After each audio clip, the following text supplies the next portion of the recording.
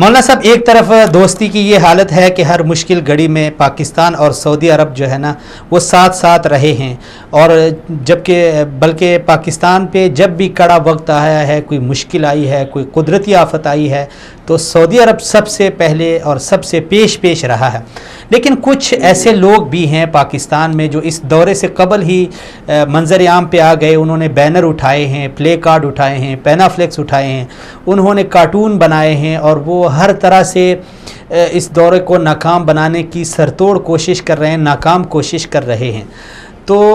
پاکستانی مفادات ہیں، پاکستان کی خارجہ پالیسی کی کامیابی ہے، پاکستانی حکومت کی اچھی پالیسی ہے، کامیاب خارجہ پالیسی ہے، ان سب چیزوں کو ایک سائڈ پہ رکھ کے خلاف آنا اور اس دورے کے خلاف مظاہرے کرنا، احتجاج کرنا، یہ کیا معنی رکھتا ہے؟ دیکھیے، ان کی حیثیت آٹے میں نمک کے برابر بھی نہیں ہے۔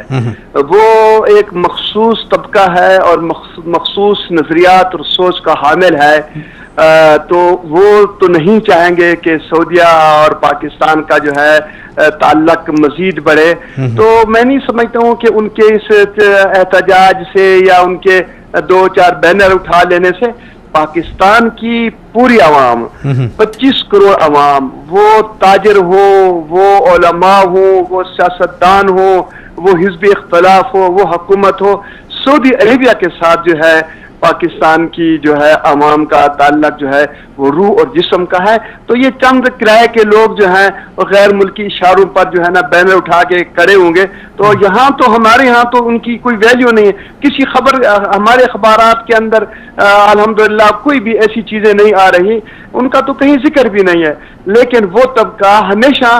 ماضی کے اندر بھی آپ ان کا کردار دیکھیں تو وہ یہی رہا ہے کہ وہ سعودی عرب اور پاکستان کے درمیان جو ہے وہ تعلقات کے خواہاں نہیں ہے، لیکن انشاءاللہ میں سمجھتا ہوں کہ ان کی یہ سازش ناکام ہوگی۔ تو لہٰذا اس طرح چند کرائے کے لوگوں کے بینر اٹھا دینے سے میں کہتا ہوں کہ تھوڑا سا یہ بھی ہونا چاہیے تاکہ دنیا کو پتہ چل سکے کہ حمایت کرنے والے کتنے ہیں اور جو ہے مخالفت کرنے والے کتنے ہیں۔ ان کو کہ 2-4 کو بینر اٹھا کے یہ اپنی حیثیت خود کمزور کرنا چاہ رہے ہیں۔